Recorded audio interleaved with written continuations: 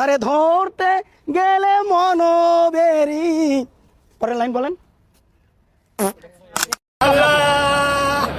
ও আল্লাহ, পরিমণি অনেক বিয়া করছে, কিন্তু অনেক স্বামী দেখছে, আবার বেড এটা কেউ গাধা, পাগল, ছাগল, কেউ অকথ্য ভাষায় গালি দেয়, কিন্তু তারপরেও এ থামছে না। কিন্তু কেন? কারণ এগুলো মানুষের কাছে পাগলামি মনে হলেও এর কাছে এগুলো পাগলামি নয়। এর কাছে এগুলো ব্যবসা আর নেশা।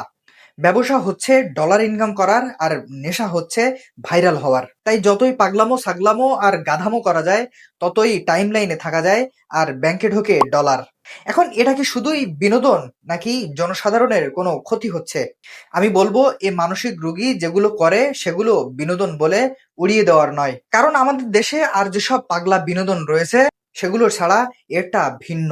এর সব পাগলামোর পিছনে রয়েছে টেকনিক বা বড় প্ল্যান। মানুষের সামনে নিজেকে পাগল বোঝাতে চাইলেও আসলে পাগল না, মস্ত শেয়ানা।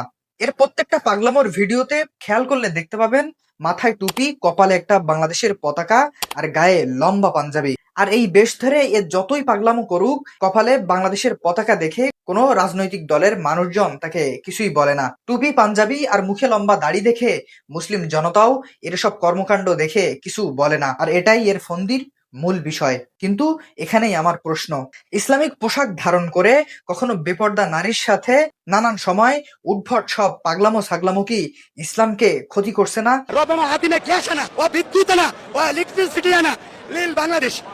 ইসলাম ধর্মের পোশাক বা লেবাসকে ছোট করছে না?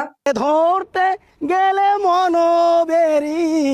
আমি বলবো 100% করছে। এদের মতো জেনে শুনে পাগলামো ছাগলামো করা লোকদের জন্যই ইসলামের বিরুদ্ধে নির্বোধ মানুষরাও নিমিষেই আঙুল তুলতে পারে। প্রশাসনকে দৃষ্টি আকর্ষণ করব, একে থামান।